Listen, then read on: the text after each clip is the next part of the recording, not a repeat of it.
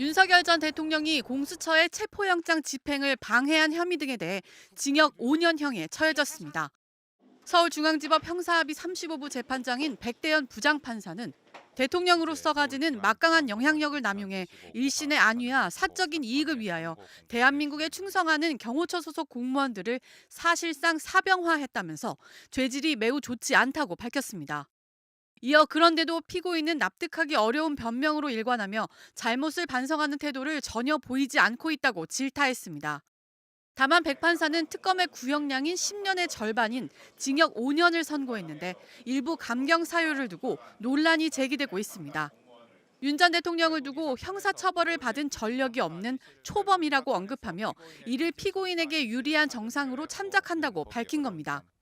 형사처벌을 받은 전력이 없는 초범인 점 등을 피고인에게 유리한 정상으로 참작하고, 그 밖에 피고인의 나이, 성행, 환경, 범행의 동기와 경위, 수단과 결과, 범행 후의 정황 등 이 사건 기록과 변론에 나타난 양형의 조건이 되는 여러 사정들을 종합하여 형을 정하기로 합니다.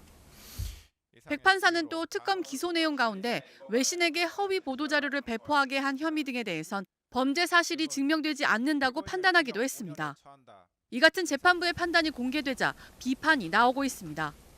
조국 전 장관 부인 사건과 연관지어 표창장 위조 등에 대한 범죄도 징역 4년인데 내란 피의자 체포방해가 5년인 게 말이 되냐. 이 사건은 재범이 일어나면 큰일 나는 사건 같은 반응이 쏟아진 겁니다. 박용진 전 민주당 의원은 헌정 파괴, 내란 우두머리에게 초범이라는 문구가 가당키냐 하냐며 실소를 금하기 힘들다고 말했습니다. SNS에서도 1시간 넘게 중범자라고 혼내더니 갑자기 초범 한마디로 형량을 깎아내려 당황스럽다. 내란을 또 일으켜야 중형을 준다는 거냐 같은 비판이 적지 않습니다. 피고인 윤석열 징역 5년 선고, 헌정질서 파괴에 대한 터무니없는 가벼운 형량입니다.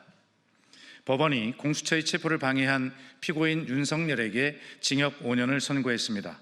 재판부는 체포영장 집행 방해, 직권 남용, 허위 공문서 작성, 대통령 기록물 훼손, 증거 인멸 시도 등 핵심 범죄 사실을 대거 인정했고, 죄질이 매우 나쁘며 반성하는 태도조차 전혀 보이지 않는다고 못 박았습니다.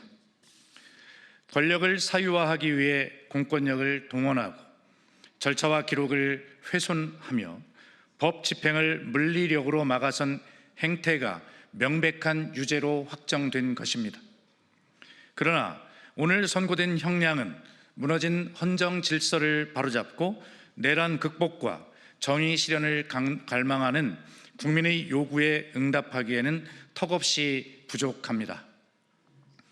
피고인 윤석열은 헌정 질서를 정면으로 부정하고 법치 국가의 기본 원칙을 처참히 짓밟은 전대미문의 범죄자입니다. 그럼에도 재판부가 범죄의 심각성을 스스로 인정하면서 형량을 대폭 깎아준 것은 사법정의를 바라는 국민의 기대를 배신하고 역사의 엄중한 심판을 회피한 비겁한 판단이라 하지 않을 수 없습니다. 특히 초범인 점을 고려해 양형을 정했다는 대목에서 실소를 넘어 분노를 금할 수 없습니다. 헌법 파괴 범죄조차 이토록 관대하게 처벌한다면 앞으로 대한민국의 민주주의를 무엇으로 지켜낼 수 있단 말입니까? 더욱 개탄스러운 것은 판결 직후 보여준 피고인 윤석열의 오만한 태도입니다. 최소한의 반성도, 역사적 책임감도 없이 즉각 항소를 예고하며 끝까지 법 뒤에 숨으려는 행태는 국민에 대한 노골적인 모독입니다.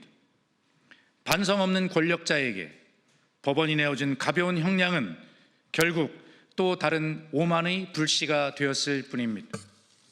더불어민주당은 헌정 질서를 유린한 내란 수괴와 그 잠당들에 대한 책임이 온전히 규명되고 확정될 때까지 국민과 함께 엄중히 지켜볼 것입니다. 역사의 법정에는 공소시효도 타협도 없습니다. 재판장 입장에서는 법원에서 인정하고 있는 양형의 기준을 먼저 설정을 하고 알려준 다음에 그 양형 기준의 범위 내에서 정상 참작할 사유를 판단을 해서 최종 선고 형량을 정했다는 것인데요. 아마 검찰 특검의 입장에서는 윤 전 대통령의 죄질이 나쁘다.